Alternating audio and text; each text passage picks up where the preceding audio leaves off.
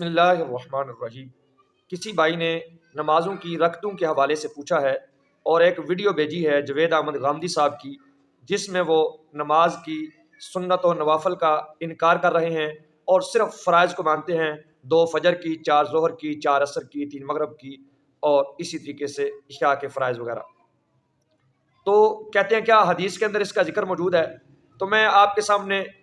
صرف مثال کے طور پہ ظہر کی جو رکھتے ہیں ان کے حوالے سے حدیث پیش کرتا ہوں، توجہ سے سماعت فرمائیے گا۔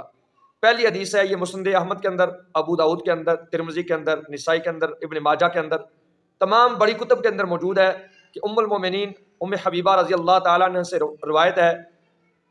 کہ نبی کریم صلی اللہ علیہ وسلم نے ارشاد فرمایا کہ جو شخص زور سے پہلے 4 اور اس کے بعد 4 رکعتوں پہ محافظت کرے، ان کی حفاظت کرے، اللہ تعالیٰ اس کو آگ پر حرام فرما دے گا۔ تو اس میں ظہر سے پہلے بھی 4 رکعتوں کا ذکر ہے اور ظہر کے بعد بھی 4 رکعتوں کا ذکر ہے۔ دوسری حدیث مبارکہ ابو داؤد کے اندر، ابن ماجہ کے اندر، حضرت ابو ایوب انصاری رضی اللہ تعالیٰ عنہ سے روایت ہے کہ نبی علیہ السلام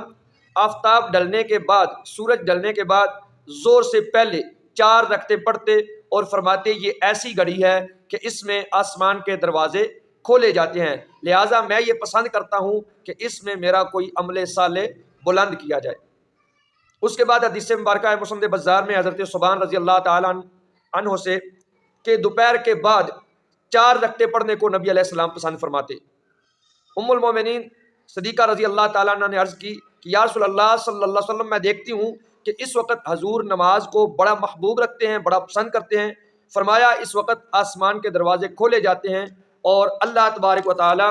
مخلوق کی طرف نظر رحمت فرماتا ہے، اور اس نماز پر آدم علیہ السلام، نوح علیہ السلام، ابراہیم علیہ السلام، حضرت موسیٰ و عیسیٰ علیہ السلام وہ محافظت فرماتے تھے۔ آخری حدیث مبارکہ ہے طبرانی کے اندر، حضرت برہ بن عازب رضی اللہ تعالیٰ عنہ روایت کرتے ہیں کہ نبی علیہ السلام نے فرمایا جس نے ظہر کے پہلے 4 رکعتیں پڑھی گویا اس نے تہجد کی 4 رکعتیں پڑھی،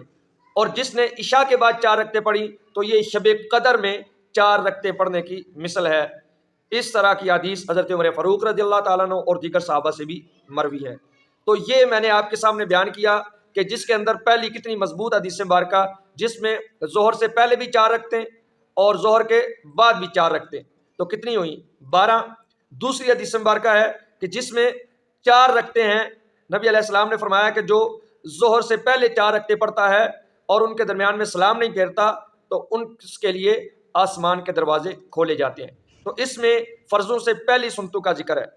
اس کے بعد جو مسند احمد اور ترمذی کے اندر حضرت عبداللہ بن صاحب سے یہ روایت ہے کہ نبی علیہ السلام سورج ڈلنے سے پہلے 4 رکعتیں پڑھتے تھے، تو اس میں جو فرضوں سے پہلے 4 رکعتیں ہیں ان کا پھر ذکر ہے۔ اس کے بعد جو حدیث مبارکہ ہے مسند بزار کے اندر، اس کے اندر ظہر کے بعد 4 رکعتوں کا ذکر ہے، اور یہ جو آخری حدیث ہے طبرانی کی، اس کے اندر ظہر سے پہلے 4 رکعتوں کی